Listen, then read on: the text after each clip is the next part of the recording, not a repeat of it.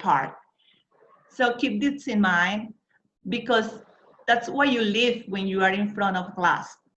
You are the teacher, but what you think you are teaching, maybe your students are not learning that part. They are learning those things that they need at that moment. That's why we had to be prepared also to be in front of the classroom. Independently if your class is a small class or if you had a large class, as maybe we can have in public schools, okay? That is another field that we had to differentiate sometimes.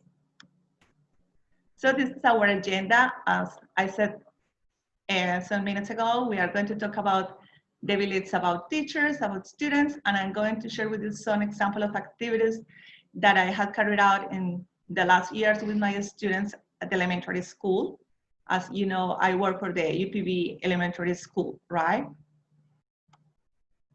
When we work with children, look at that image. We had to be sometimes at the same level of them, not only with our language, but also when we have to explain to them different aspects, we have to look at them to their eyes. Yes, we have to keep that same level in order that they can feel confident about what they know, about what they want to ask, and about that part of opening to new challenges, because every day at school for them is a challenge. And also, as you as a teacher, you have to face those challenges in different situations, because every student is like a word, it's like a new word.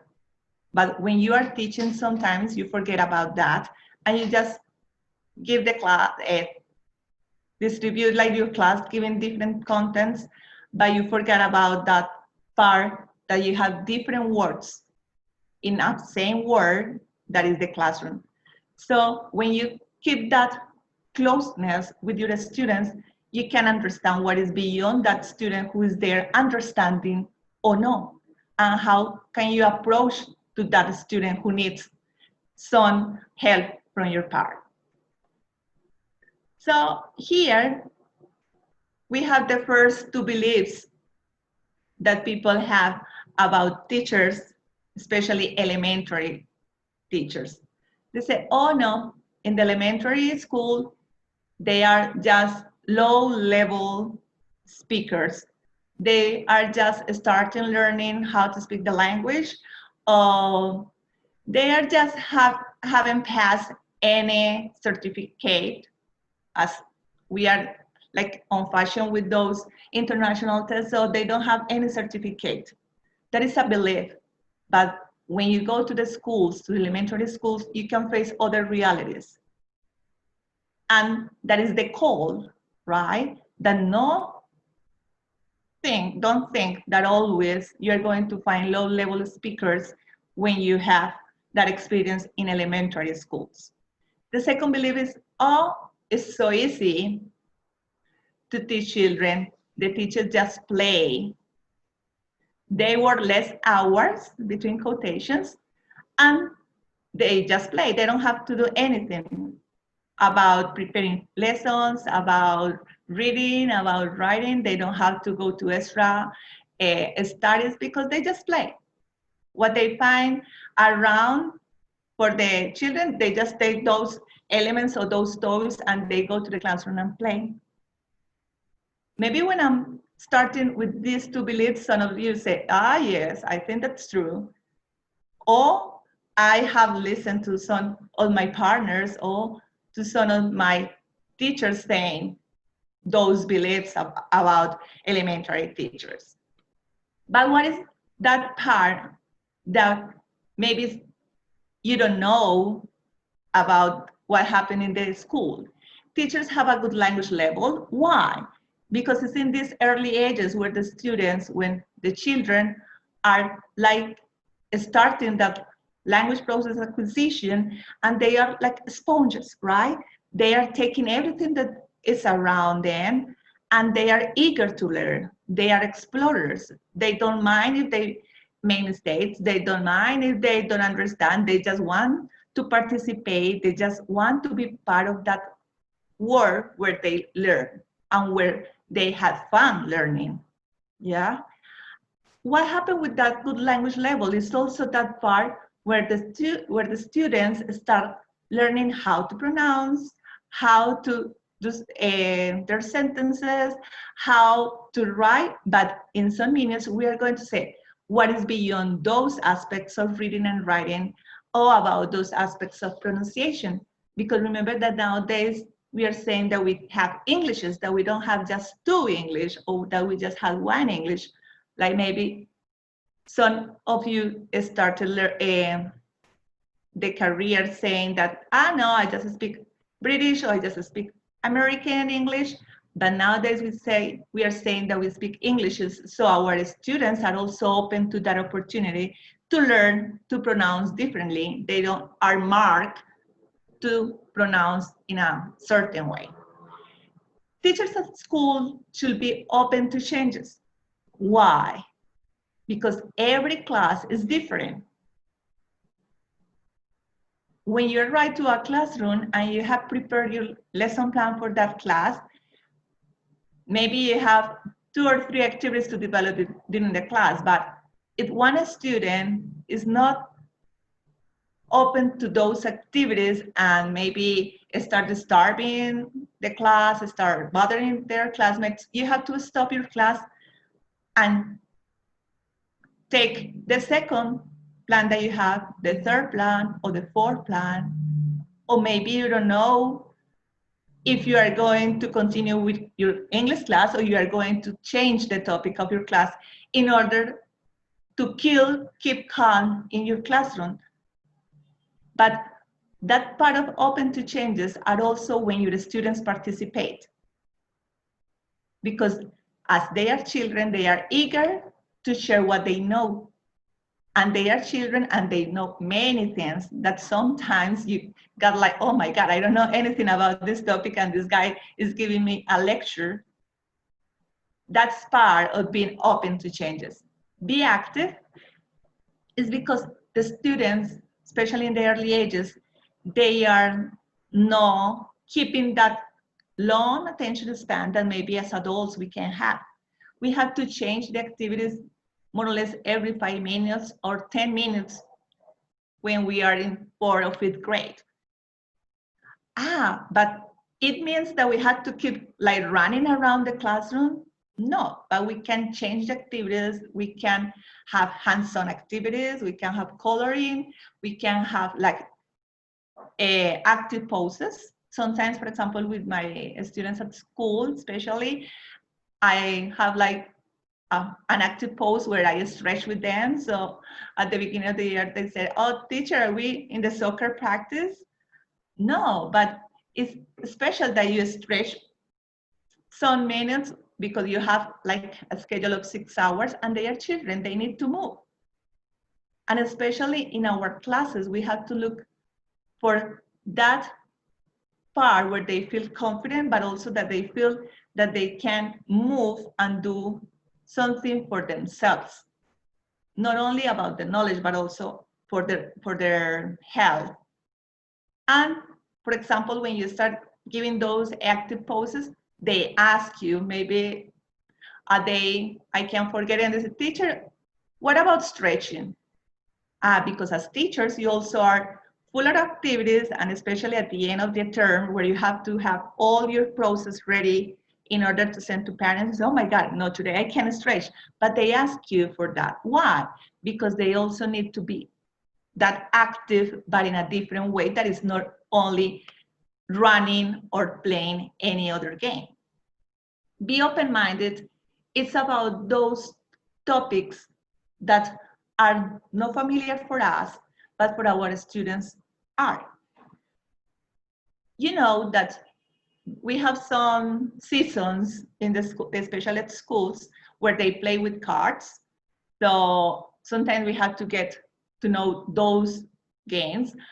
About video games, I'm not an expert on video games, but sometimes I listen to my students speaking about some character and say, what are you talking about? And I say, teacher, it's about this game. It's about this game. Or no, teacher, it's a program that I can see in a Geo. It's a program that I can see in this channel.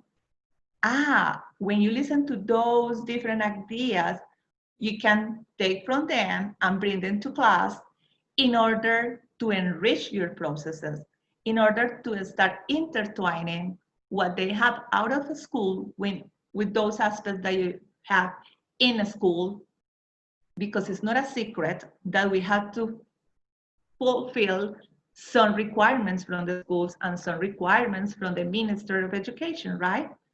But is that part of expertise that when you start intertwining, that also you enrich your process? So what is beyond teaching children? As I said before, it's not just playing, it's not just going around trying to take any topic for going to the class. We teach the language, talking about English in this case. And when we do different activities, we teach vocabulary, we teach grammar, we teach how to use that vocabulary into the context. Claudia, so with elementary students, maybe when you are teaching in preschool, so you start teaching the personal pronouns, because it's the first thing that I learned, the personal pronouns. Yes, I teach to my students the personal pronouns, but I don't start saying, yo, you, tú. No, but they start learning how to say, I am a boy, I am a girl, I live with my mom, or I live with my dad, or I live with my family. When they start recognizing that person, they say, so it's I'm talking about myself. And that's why in the elementary school, the topics are like divided depending on the environment where usually the students move. For example, when we are talking about about preschoolers, especially they move in the family, right? That's why the topics in the preschool section is moving around family, to know the family members, to describe the family members, about food but in your house, about knowing the house or knowing the apartment, knowing the parts where you live. That's the way that we teach that vocabulary and that grammar. Claudia, but later they continued learning about many other aspects about the language, but we don't teach at this moment those long lists of vocabulary without making any sense with the students' lives, or we are not going to teach the verb to be into the different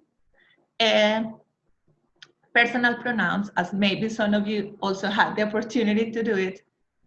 Maybe Raul and I, we had that experience, but maybe some of you that are younger also had it, where you learn just the verb to be, but you said that learn between quotations, but then you say, when you're at the university, you say, oh my God, what is that? I don't understand. Maybe in 6th grade, I learned how to translate those things, but now I don't know how to use them. The students in the elementary school, they learn by the context. So when we talk about the family, for example, and we talk about professions, we can teach at that moment what? Simple present, but we are not saying, today, guys, we are going to learn about simple present. My mother works, No, we are just telling stories, maybe presenting the topic with the stories, and they start just using it. Claudia, but always they do that perfect conjugation? No. Some of them just get it easily, but some of them you have to repeat and repeat with different examples. Or when they listen to their partners, they immediately got it. Or some of them keep with the mistake, but at the end of the unit or at the end of the term, you realize that from one day to another, they learn. But what happens if I have students with special needs? That's another thing when I teach the language. We had to know more about those kids in order to catch their attention and try to give, in some cases, we have to reduce the number of activities or divide the activities into small chunks, and they can develop those chunks in different periods of time. But we start with them, giving them the same objective. We don't reduce the objective. The idea is that they have to achieve the level, but with small pieces, with a different pace in their activities, right? What happens when you teach children? We teach the language, but not only that language that is English, but also other subjects. Especially, it's very simple when we teach the numbers. You know that in the first levels, when you're in a language center or at the school, we teach numbers. And we start, okay, especially in preschool from 1 to 10. Then we go increasing. But what happens when we present those numbers? Claudia, so you learn 1, 2, 3, 4, 5? No, we have to go beyond looking maybe how to integrate those numbers with another topic from another area. And how interesting is when you can match with maths, for example. And when they find like, oh, everything makes sense now, this is something that I can have in both languages.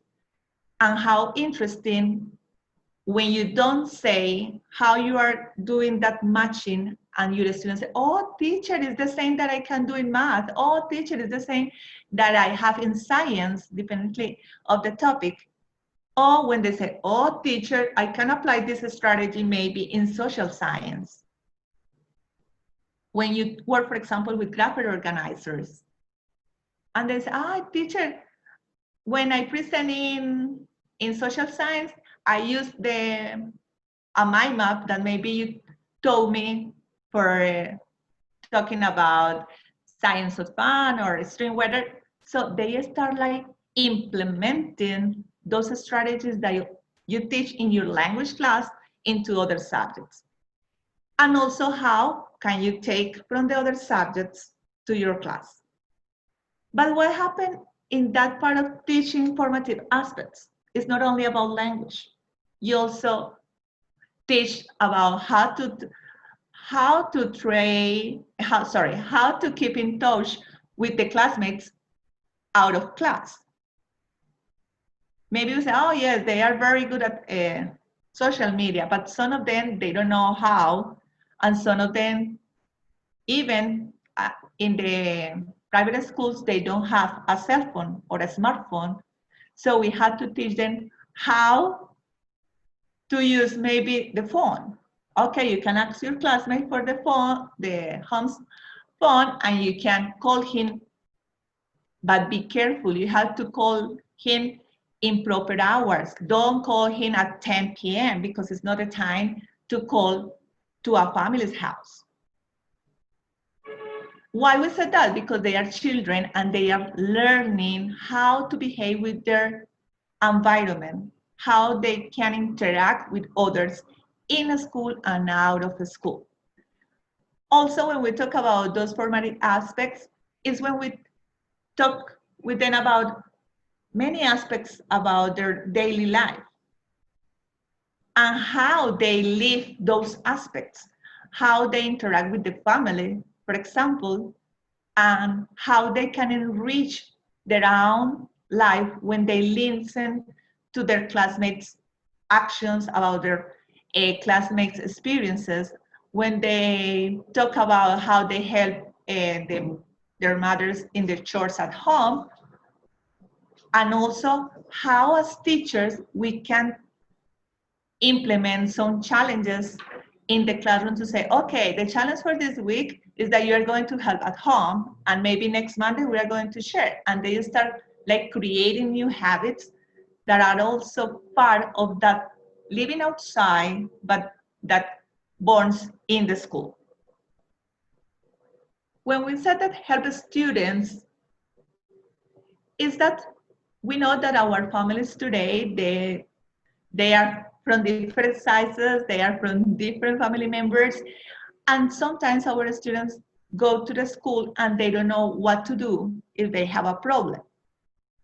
Or you observe that in your classes, your students start like decreasing the level of participation, or maybe the responsibility is not as good as the beginning of the year, or maybe you are seeing that that kid is always sad, or simple.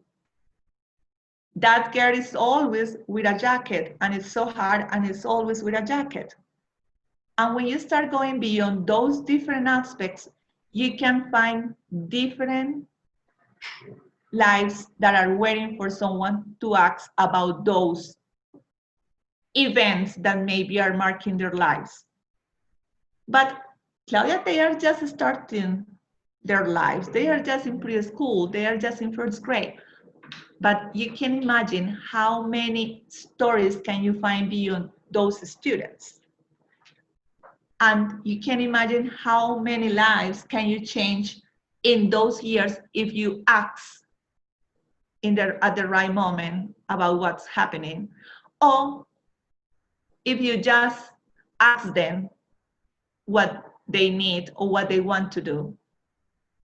Because it's that place at school where they feel that they can speak, where there is someone who can listen to them, because they express sometimes at home. My mom said that she's so busy, that she's so tired at 7 when she comes to the apartment, and she said that she can't help me, that she can listen to me, that later. But teacher, 1 month, I'm trying to say that, for example, I'm failing English, and she said that she doesn't have time to listen, that maybe next weekend. So how in that help we can create that bridge between the school and the family, or how as a teacher I can create that environment that helps my student or my students to feel confident and safe in my class.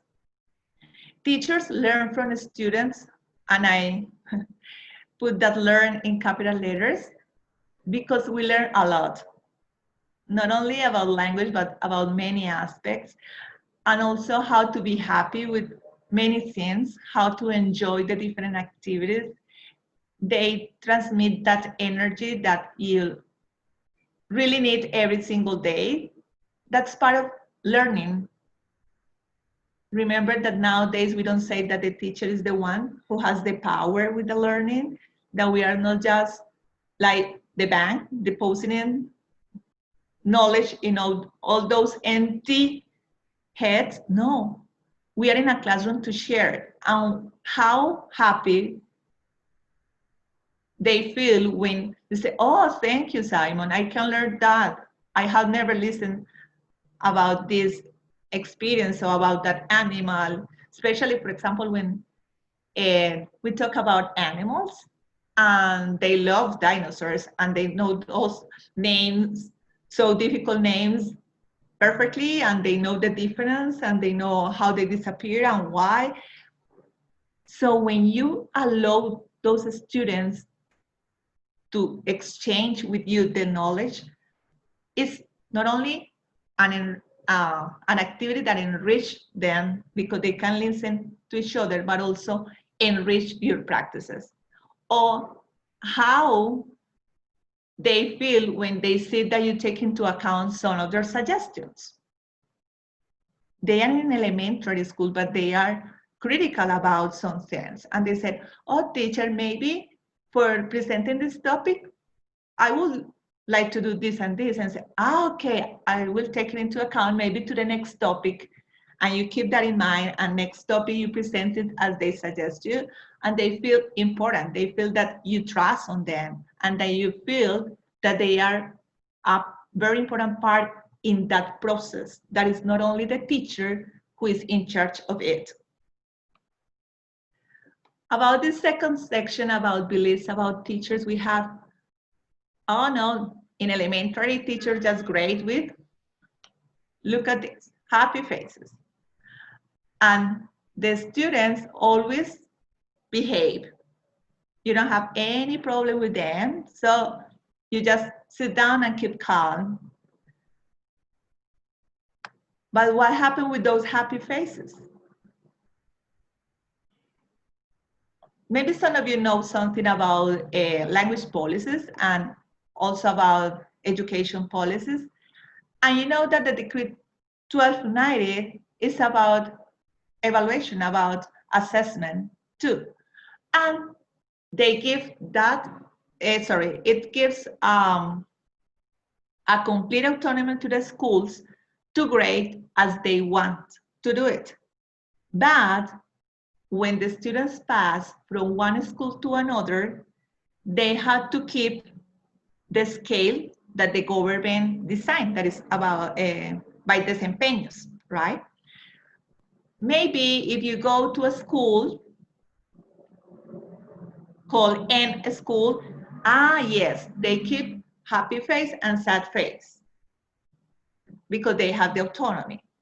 But when they have those students from N school who are going to pass to the school that is in Bogota, they have to change the happy faces into the different performances that we have by law.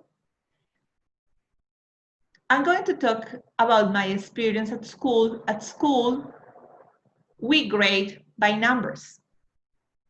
Why? Because that was a decision by the academic council, and they said, okay, we are going to grade from 1 to 5. We started with 0 as at the university, but like a year after, we changed it, and now it's from 1 to 5. Independently of the grade, we have the same scale.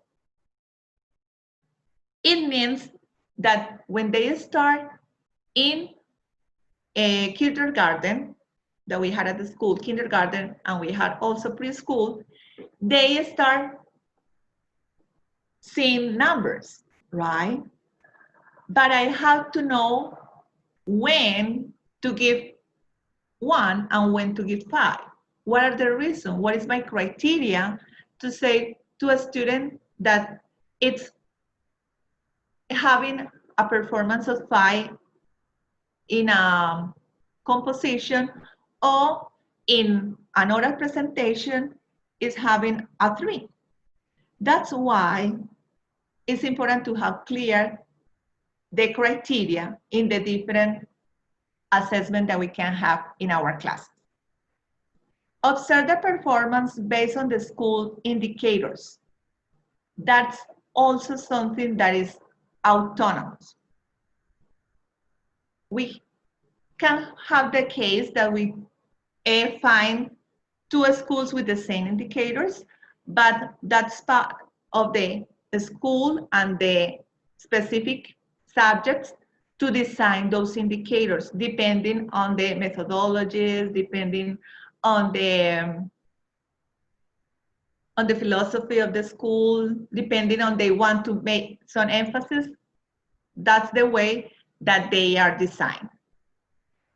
Remember that grading, as I said before, with the different performances is part of the national law. So that is for private schools and also for public schools. We have to rule that part of assessment in the same way, especially when they pass from one school to another one.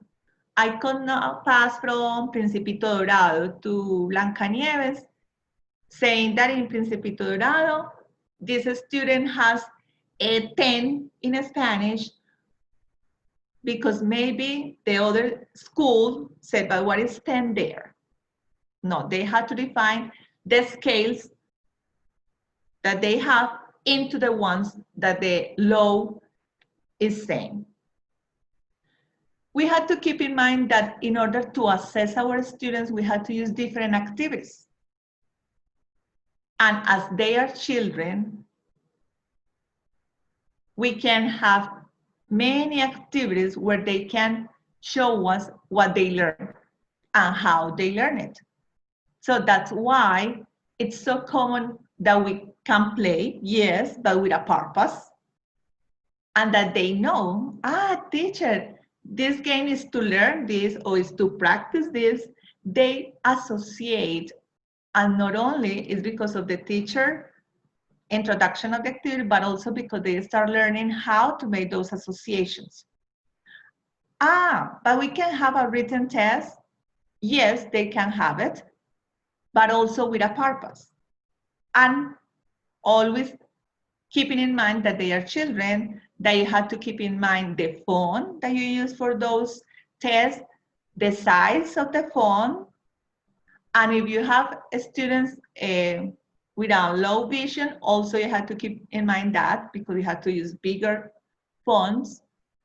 All those aspects are also in the school, in the elementary school. So it's not just to keep happy faces.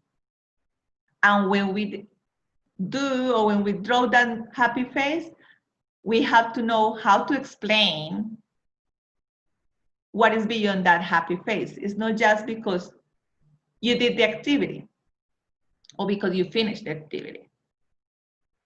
So what happened in those classrooms that people think that always behave? As I said some minutes ago, the children have short attention span. They need to change the activities constantly, especially when we have classes that last like 90 minutes. Imagine if sometimes you feel that you don't want to be on the same chair and you start like moving. Maybe because the chair is uncomfortable, or because you are tired, or because you didn't sleep well last night. Imagine a child. They also need to change their activities in order to take advantage of those minutes of attention. That's the intention when you change the activity. That when they change, they like relax for some minutes or for some seconds, and then they can start the second part of the activity or a new activity because of the attention, right? They need to move frequently. I just said that. They love hands-on activities.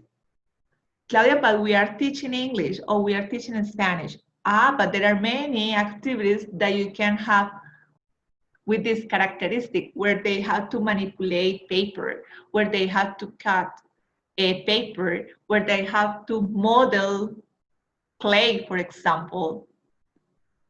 How, for example, if you read a story and then you ask them to model one of the characters with clay, and then they can describe that character and how they change maybe that character, or what is beyond that character for them. And when you start doing those activities, they feel that also they discover that they have other skills, or they got interested on doing something different in their free time. That's why we said that at the beginning, I said that not only we teach a language, but also other things that sometimes we don't know.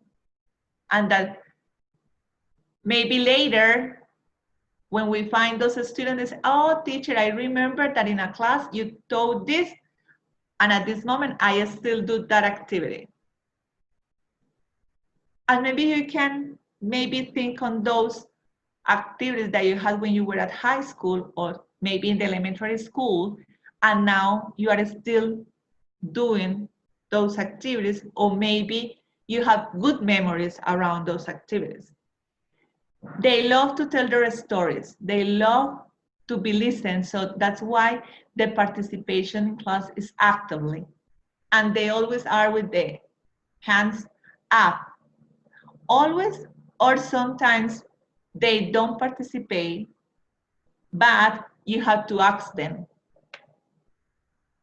Yes, respecting maybe their feelings or the time that you know that they are passing by, because sometimes as adults, the family sent a message, or maybe with the homeroom teachers, we can have some communication, and we can know what is happening to the kids that maybe don't participate, but always try to take some parts of those stories, because it's the way that they also feel that they are in the class, that the teacher is always paying attention to them, and that their stories are important not only for the class, but also for their classmates, and how the other classmates can interact with the other stories. How they start like giving suggestions, advices. They say, "Ah, why don't you try this?" For example, in this case that we are working with teens, at the beginning, it was so hard with them, and nowadays, one of the students said, "I don't know how to do this," and immediately you can say that one of the students is just raising their hand, saying, "Teacher, I can explain to Felipe how to handle a PowerPoint. I can teach him how to use a story jumper." Ah, but it's because you listen to the other and they can help each other. You can create a community also with your students. So those are aspects or those beliefs that people have around teachers. Now let's go to the other side that are children. Look at those pictures. They behave, they are like always attentive, especially when they notice that something is new. Look at those faces here in letter A. And people think that it's pretty easy to teach in the elementary school because it's not much to learn. Just how to say your name, how to write your name, and how to make additions and subtractions. That's everything that you learn when you are in the elementary school. But no, there are many things that you can learn there. And there are many things that you can explore there. But how? It's depending on how teachers present the topics, how teachers present the different activities, and how teachers involve the students into those different activities, right? It's easy. They play, as I said before, because they neither read nor write. They just have some circles and triangles, so it's easy. Talking about that part of knowledge that we have in the elementary school, there are language policies speaking about the second language. And we had to accomplish those policies. So that's why it's not just to play without making any sense about the games. It's not just reading stories without making sense about what is beyond those stories. When we plan our classes in the elementary school, we have to keep in mind the TBA and the mallas curriculares, especially in the public schools. They require to be so strict on doing that. What happened with the private schools? We have certain freedom, but we also have to keep the minimum of those standards, of those DBA and those mallas curriculares. Why the minimum? Because we can have different activities, and we have sometimes, I said sometimes because it's not the case of all the private schools, more resources and more class time. That's why we can have different like indicators or achievement indicators for the language part, but minimum we should have those that the main requires to the public schools. For example, in my case, I have just 5 groups.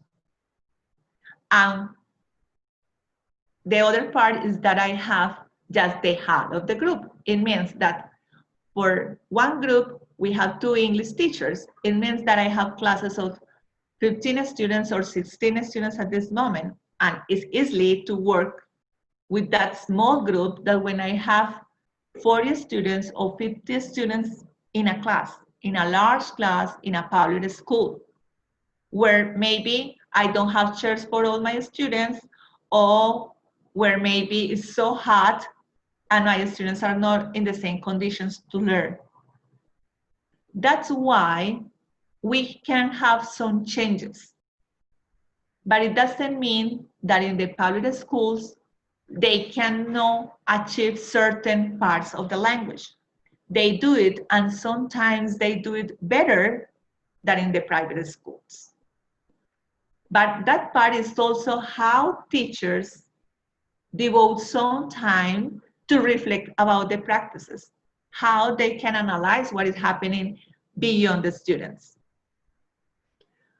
And also we have to talk about bilingual schools where they have kind of different requirements for the language part, because you know that they have to teach certain hours of English as a language, but also certain subjects in English. So they have to follow a different policy from the academic schools that are the ones that are more common in our city. Claudia, but how can I know that part? When you start working in some schools, you receive some training, especially for the bilingual schools and some private schools. You receive some training about the assessment in that school, but during the program, you learn that part about the policies, about the language policies. And also, it's part of our profession, so we have to read about that.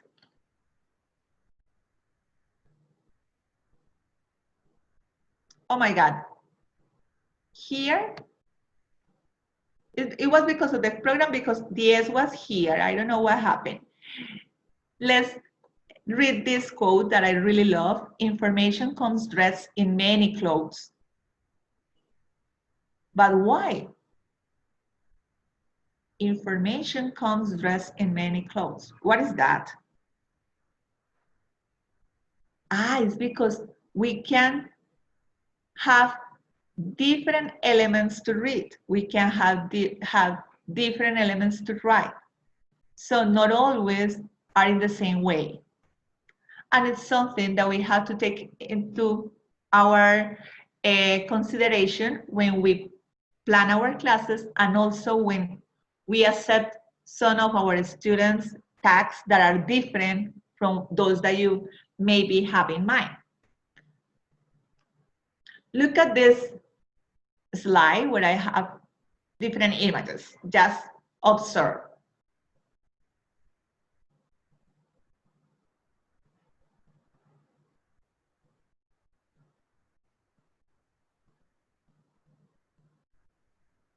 Okay. So maybe say, yes, I can read the feeling maybe on this girl. Maybe I'm gonna say, oh no, I was not reading the feeling. I was looking about her look. Or I'm gonna say, oh my God, I feel hungry. I want to eat a hamburger right now. So I'm gonna say, oh yes, I remember these cards. When I started learning English, right? The flashcards, the famous flashcards. Oh, a picture, or maybe others said, oh, it's a poster to talk maybe about celebrations. And when you see this slide, we say, it's a story book, or it's a picture book. It's in this way that our children read, and also as adults, we read. We can read the gestures, yes. We can read those brands that immediately we don't have to think like twice to say it. And what happened with the preschoolers? Immediately they see this M, they said McDonald's. Maybe they don't know how to say the single letters, but they said McDonald's. They are reading. Oh, what happened when we teach with those flashcards? There are some flashcards that they don't have the word, they have just the image. But when I present that flashcard to my preschoolers, they said, cat. Oh, some of them, teacher, it's a cat. Oh no, teacher, it's a dog. I have a dog. And they start like just speaking about those pictures, and they are reading the pictures. In certain part of the process of the preschoolers, they start like imitating the handwriting,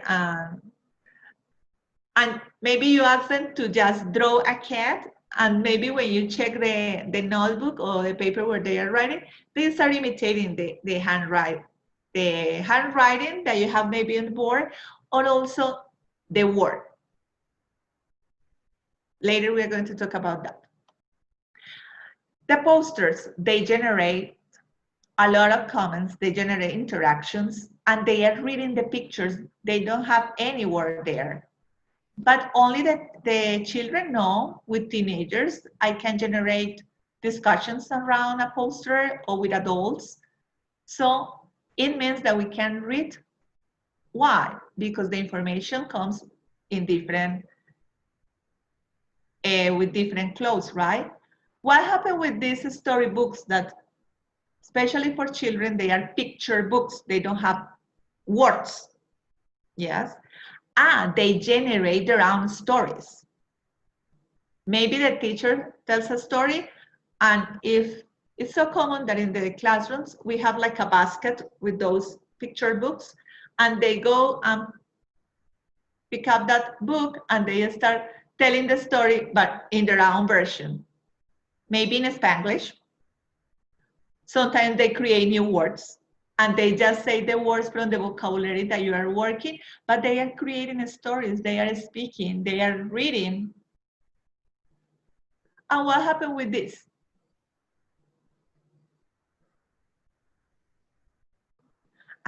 They are writing. These are maybe the first writings that our lives, kind of similar. And maybe we say, oh no, that is not writing. What is there? As a teacher, especially when you are in preschool and kindergarten, here you can have a story. And maybe for a student at that age, he can say, in this part the purple is my house, and the yellow is inside my house. They tell you the story in just this drawing that they can have in a class. For an adult, maybe it's nothing. But if you ask Pablo about this drawing, Pablo can tell you a story, can tell you that this drawing has meaning for him. And when you say, yes, now I understand. And sometimes they had a purpose on choosing the colors. And they tell you, I choose the red one because my father is a fan of Medellin scene or something like that. They have a purpose, but how can you know it? Just when you listen to them.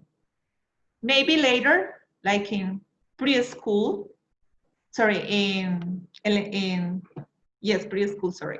Kindergarten is like this one, or preschool at the beginning. Here, more or less finishing preschool and starting first grade.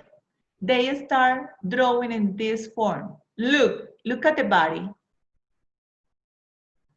This student, for example, doesn't have clear that we have a trunk.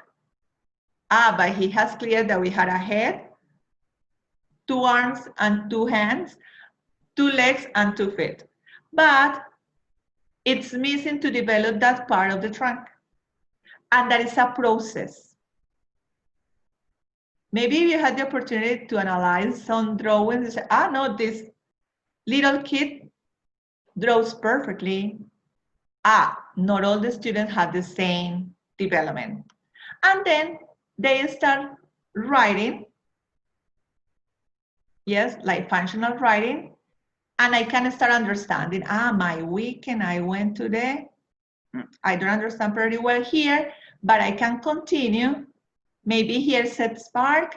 If I don't understand, I can call my student and ask him, can you tell me what is this word? Ah, it's part. Okay, now I can understand it. It's taking the time to ask your students what is beyond their productions, because it's not only your side, because as adults, sometimes we don't understand what is beyond that part.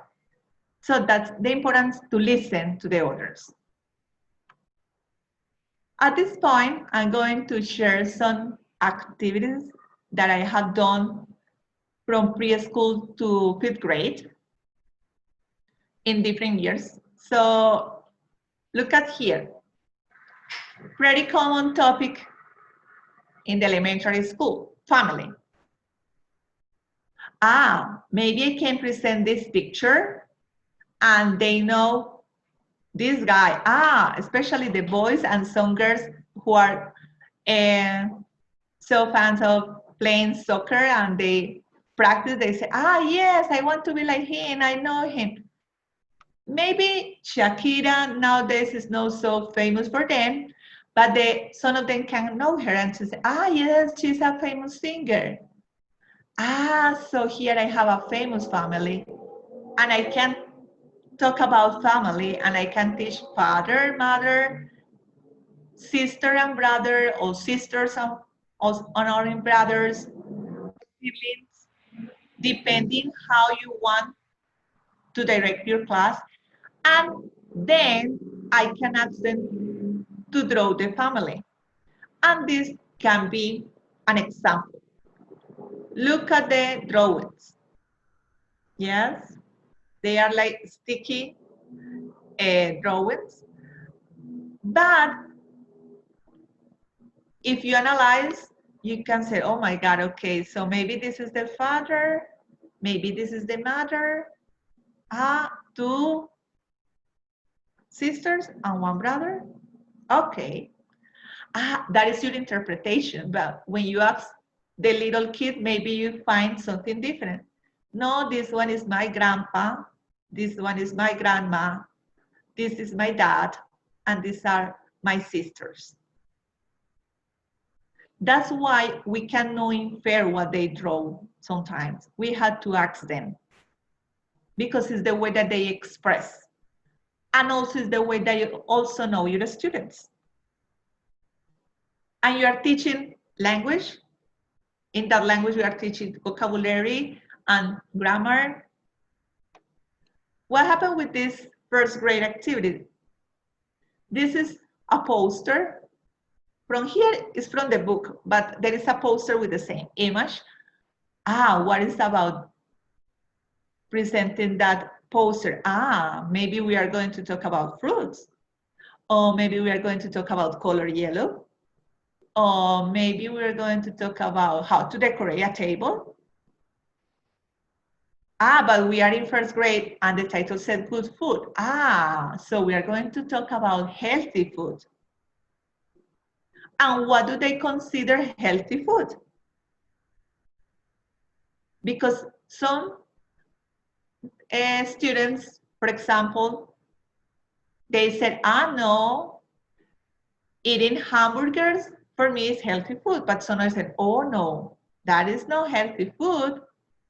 It's depending how they have some experiences, especially at home, with the food. And we have to be careful also when we talk about food, because we have veggies, we have vegetarians, and nowadays we have different like classification on that part. And also we know our students and we understand why they bring certain food in their lunch boxes. And also when they start like opening the lunch box to talk about what is good food for them, they say, oh teacher, these potato chips are not good food, but I love them. But they have the knowledge about what good food is, but also that they love some food that they can eat, but they keep like a major on that part, that they can eat it, but also they have to eat good food. And you can create reflections, even if they are in first grade. What happened here? When we create that part about food, They also share what they love eating or what they hate eating. And they said, my mom made me eat that and I don't like it. But I know that is good, teacher. I know that is good food, but I don't like it. And you start also exchanging information with the family and knowing why they start letting some packages around the classroom that they take those packages from the lunchbox and they start letting them maybe in the bookshelves, or maybe you start finding some parts of fruit around the windows. When you talk about food, you can exchange some information with family and help them to create healthy habits or to know what is happening about food time at home. Especially some students don't, if they start in the morning, they don't have breakfast before going to the school. So in this kind of activities, you can know many things about them.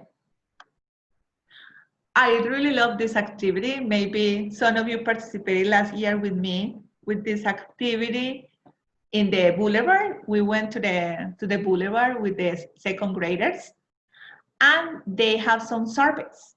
We were talking about free time activities, and we have surveys. So what was the idea there? That they had a copy, and they have to approach a group of people in the boulevard at the university, or a person, independently if the person was a student or maybe a priest or a nun. And they have to say good morning and also ask for permission, because you know that in the boulevard, some people go to have fun, some people go to study, some people go to work. So we tell to the little kids that they had to ask for permission and also say good morning at least. Then they had to ask the name in English, and also what happened if the person that they were approaching, the group of people that they were approaching, maybe they were not speaking in English, how can they express that question in English? How can they explain? So that's why they had pretty clear the question, do you like to, tarara, and the action. So if the person didn't understand right away, they immediately show the picture or they mime the action. And that's the way that they have this survey. So what's your name? Do you like to ride a bike? Yes or no? Yes, yes, yes or no? And they had to take notes. Then when we went to the school with the data, it's kind of a research, yes. With the data, they have to analyze, to start organizing the data. Okay, by the names, they said, oh, teacher, I have here 4 names of boys, so 4 boys. 2 girls, so 2 girls. And how many affirmative answers they received and how many negative answers they received. And they start doing this part. After that, they have to analyze the data in these diagrams, right? How we did this? This part was crossing with math. At that point in math class, they were also working with this, so they really enjoyed it because they found how they match the language class with math and how easy it was for them to analyze the information. Then when they finish in this part, they had to do an oral presentation talking about how many boys they interviewed and what were the answers that they received. And also in that part of oral presentations, you have to teach them how to present. Claudia, second graders, no, poor guys. But you have to say at least a minimum of tips to present, right? So say your name, say good morning, o sea, or say good afternoon, just greet the public, then say your name, and then you can start speaking about your topic. And at the end, say thanks or say goodbye. And also, I asked them to be prepared at that part to answer questions. So they were so motivated in that activity and they really enjoyed it. What happened when we talk about professions, for example, in third grade? Some minutes ago, I said, we can use this to teach what? Simple present. But also, how can I analyze the professions?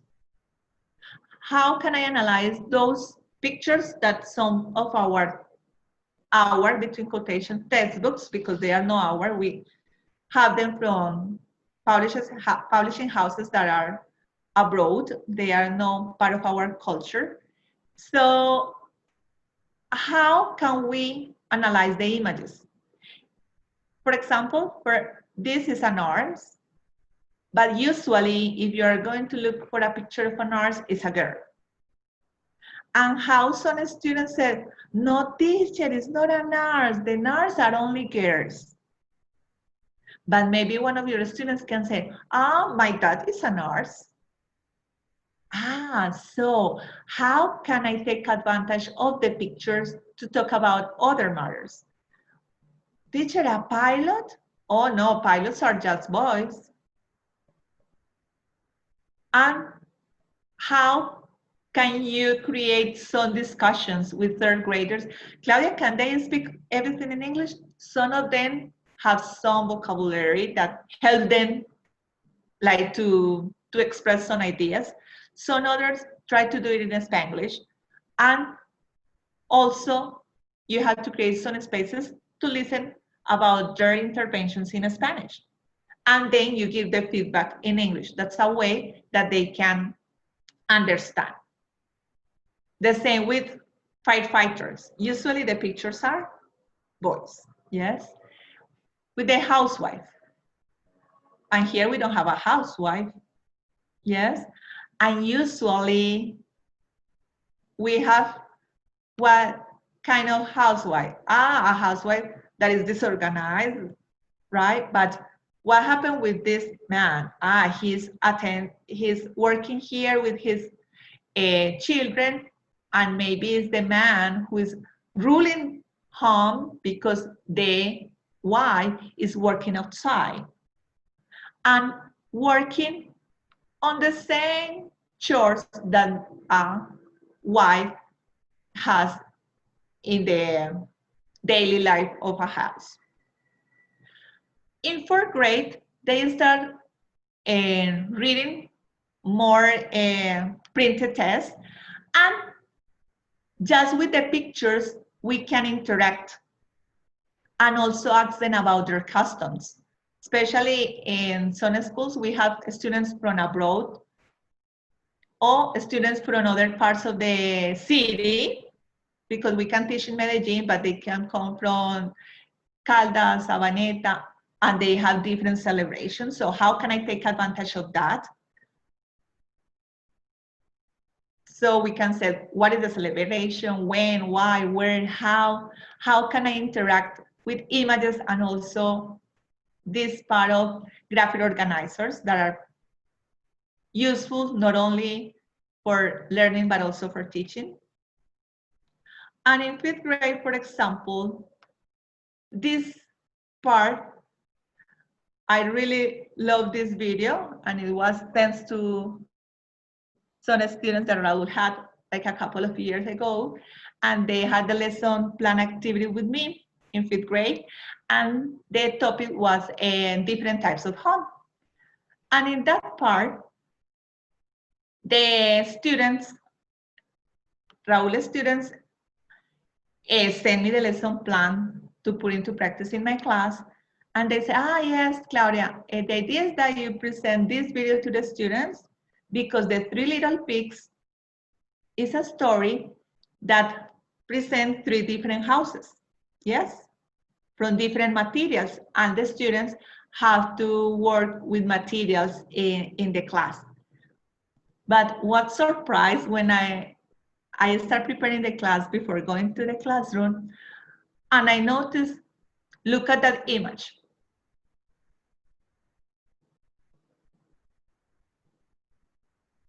Ready? 3 little pigs, right? The traditional 3 little pigs are male. Yes, all are male, but here there are 2 males and 1 female. Yes, and if you had the opportunity to see the video, and the strongest house in the story is the one from the girl. And how my students reacted that day when this, oh my, I said, okay, at this moment we're going to listen if you want, or if you want also you can see the video, because some students ask if they can lay down on the floor, if they can lay down on the chair, lay on the chair, sorry. So I said, okay, but the idea is that you listen and from time to time you can see the images. What surprise when they see the image? And she said, oh no, teacher, that is not the 3 little pigs. And I said, no, why not? No, teacher, that is not the story. Look, it's a girl. There is a girl. Because they don't know the word female there. So there is a girl. I said, and what happened? No, the real story is about 3 boys. So we have all the video played, and at the end I said, so how the story changed? It's not the same? I said, yes, teacher, it's the same. The only difference was the girl. And how can I create a discussion around the role of the different characters in the story, and how can we also start analyzing different aspects that are not only related to teach just vocabulary. So guys, just to conclude this part, I would like to tell you, as also Raul told you at the beginning, my research interest is about early literacies, especially about children's personal literacies. And it's based on this in and out of school literacies. How can we intertwine? How can we create that bridge between what the students know from outside of the classroom and what we teach in the classroom?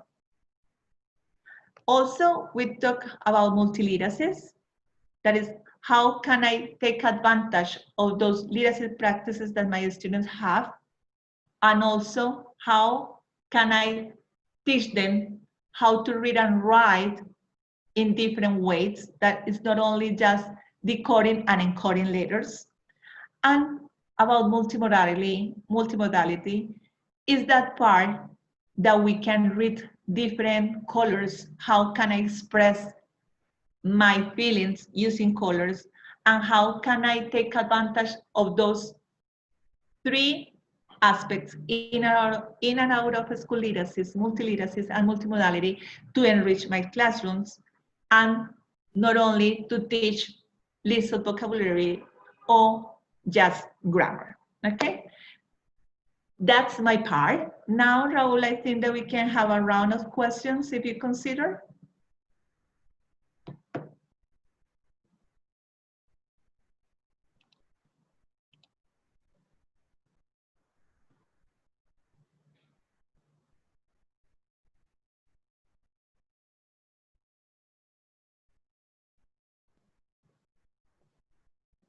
Okay, so I can listen to you if you have any doubt, any question, opinions.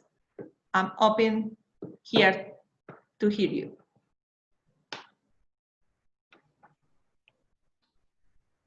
Thank you, Claudia. Thank you so much for this really enlightening presentation about this overview of like language and literacy practice in the elementary level.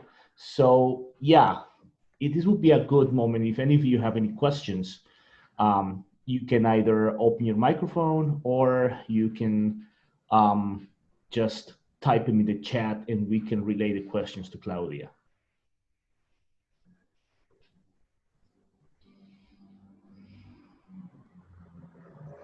Hello, Claudia. Hi, Luisa. How are you? Good. And you? Good. I have a question. Go ahead. What do you say about children? They are always moving. They want different activities. So in this moment when we are in this pandemic, how are you doing it, or how?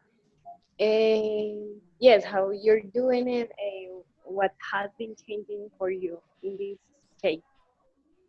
Okay, thank you for that question. It has been so hard. It has not been easy, but the idea is to have shorter classes. Yes, at this moment, we are not having the same schedule, at least in my school. I mean, we have the same number of hours, but we don't stay in front of the screen the same number of hours. In other words, I teach 5 hours per classroom, and I only meet by the screen 2 hours with them. But 2 hours are 45 minutes long. Yes, that is the school schedule, 45 minutes long. Sometimes they are a little bit longer, depending if I have to explain an activity. What happened in those classes, Luisa? We have tried to create different activities. The videos, but they have to be short videos. And for example, from the asynchronous classes, they have different activities. So maybe open the notebook, I'll show you the picture, or you can tell us what was the activity about. They can also exchange, share a screen with us with the blog de notas. They also create some videos and send us those videos in order to present some products, games with the purpose of the class, with the topic of the class, where they have to stay like, you have to stand up and say a word, or you have to say the name of the next student.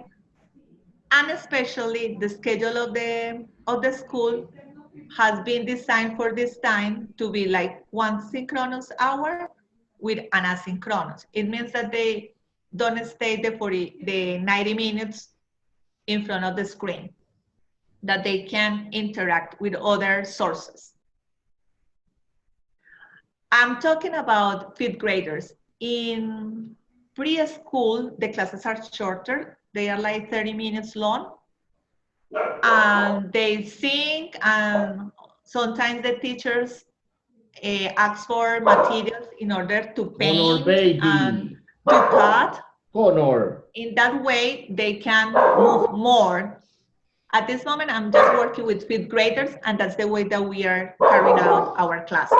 Honor. Okay, thank you. Welcome anytime. Any other question? So, hello, teacher. I have a question. Go ahead, Angela. I would like to know, how do you see the difference between teaching school and at the same time teaching at the have you ever applied maybe some of your strategies that you use in elementary school to teach with university students?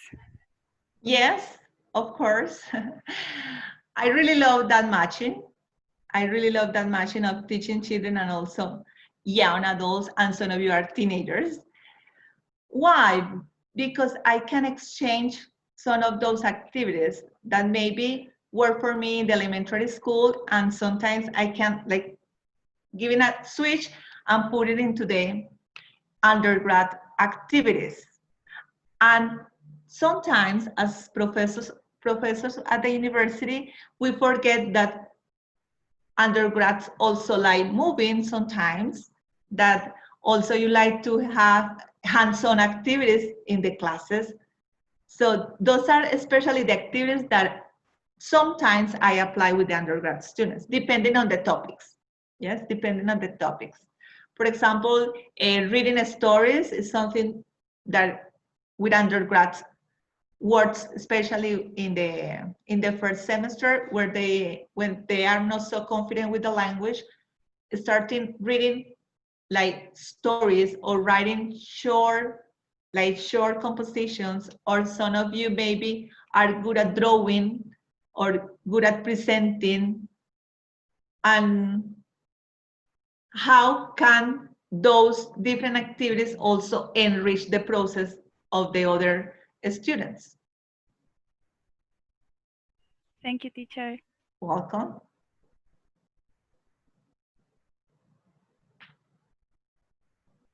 Any other student?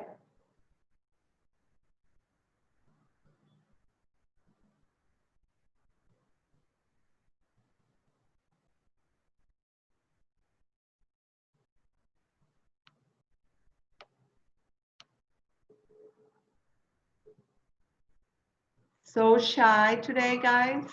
No more questions?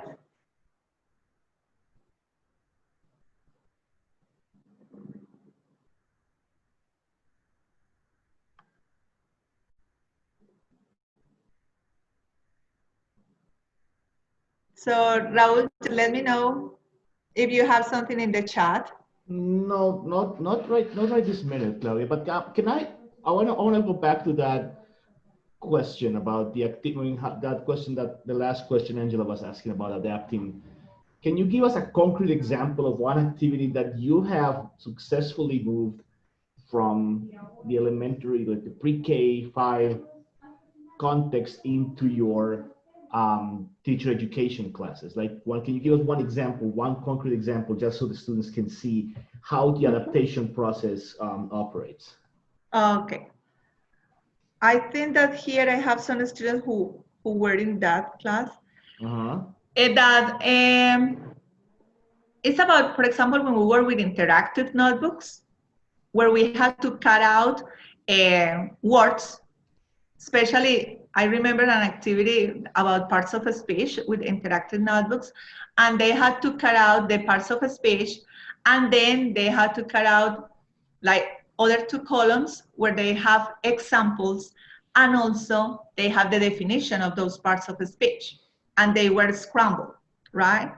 Then they have to unscramble, especially the definitions and the examples, and they had to start like pasting the right definition next to the part of speech and the right group of examples next to the same line of part of speech, definition, and examples. Creating those interactive notebooks, that is something that is pretty common in elementary school, because there are different types of interactive notebooks, not only about matching, but also where they have to draw. I did it with the undergrad with just matching the printed text. In the elementary school, I have done it with preschoolers, but with drawings, where they have, for example, the mother, and they have to create, what is the opposite? The father. And they have like folding papers. That is the way that I can give you an example of that activity. I have another one about story. Yes, about storytelling.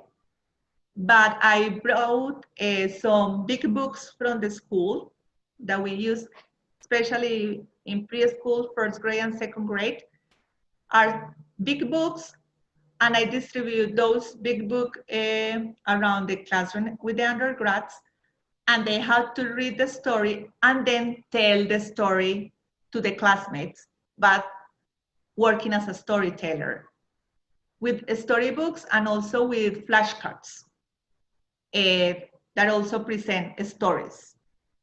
Those are some of the activities that maybe I can tell you now. Well, no, that's exactly the idea, because it's important for students to see that there are some activities in language, like when it comes to language learning, that do not necessarily we have to limit just to a particular age group, but there are things that we can move around, and that once we have like a toolkit of activities and exercises, we can move them across different contexts. Across the P20, from preschool all the way to even graduate classes. So, and it's obviously you have to make variations, and you have to adapt them to the ages and to the topics, but that there are things that we can keep in our toolkit that we can move around. Exactly, even with the games. Yes, when we play, now it's We have Kahoot, for example, that is something that everybody says, ah, yes, Kahoot. Ah, I can play it, but with, as you said, with a different purpose. Oh, I can play like a spider or the spider game that we have with vocabulary, also with the undergrad students, but with a different purpose and with different topics. That's the important part there. It's not just playing by playing, but also giving a purpose to that game or to that activity. That's the importance of planning your classes. Yeah, well, absolutely. And I think this presentation in this final Q&A should give students plenty of ideas on what teaching at different levels is going to look like. So we're going to just end here because it's time, and I know Claudia has other commitments later this afternoon, as well as students do. So I don't want to keep you much longer than we're supposed to. But I want to thank everybody for being here, and thank you for the questions that you posed, Claudia, and thank you, Claudia, for a very insightful presentation that helps the students ground language teaching practices into the reality that they're going to be facing in a very short period of time. So with that, once again, my appreciation to Claudia and all of you for being here today. For people who will be watching this on YouTube, again, I hope you find the ideas useful for your practice and continue following the LSLP in session videos that will be posting. Will continue. We'll soon have another demo Thursday featuring another practitioner researcher sharing their experiences in the classroom and how they're using research to move their practice forward. So once again, for everybody, thank you. Thank you very much. Have a great afternoon. And as I would always say, please let's stay safe. Let's stay connected. Let's stay together, especially now that things are going in a difficult phase with the pandemic around the world. So once again, everybody, thank you very much. Thank you, Raul, for the invitation, and thank you, everybody. If you have maybe questions or doubts about any aspect, just feel free to send me a message to my institutional email, and I answer as soon as possible. Have a good afternoon.